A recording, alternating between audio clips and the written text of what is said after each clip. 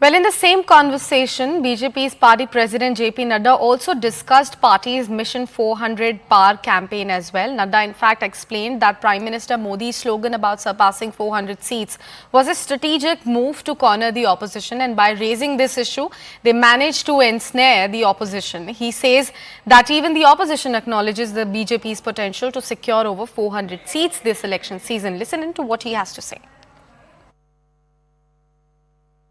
प्रधानमंत्री मोदी ने कहा 400 पार का जो नारा है वो विपक्ष को फंसाने के लिए था। ये स्ट्रैटेजी क्या सफल भी हुई है एक तरह से? अब डिस्कशन ये हो रहा है कि 400 पार आएंगे मोदी, नहीं आएंगे, बीजेपी कितनी आएगी? क्या ये सिर्फ नारा था या वाकई 400 लाल पार लाने की प्लानिंग भी है?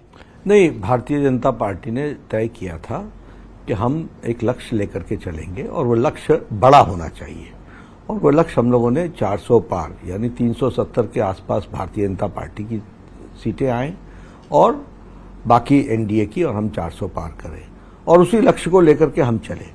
यह इसमें जो प्रधानमंत्री जी ने कहा वह उनका कहने का जो अभिप्राय भी है वो ये है कि शुरू में हमारा विपक्ष इसी बात पर उलझ गया कि 400 पार नहीं करेंगे, 400 पार नहीं करेंगे, यानी हम 400 पार लायक हैं ये उन्होंने इनडायरेक्टली कमिट कर लिया, और वह हमारी पोटेंशियलिटी, हमारा पोटेंशियल 400 पार करने वाला है, और उसको वो डिबेट करते रहे और उनको ये पता ही नहीं चला कि उन्होंने ही इस बात को स्थापित कर दिया भारत की जनता में कि भारतीय जनता पार्टी इतना सामर्थ्य रखती है कि वो कर भी सकती है।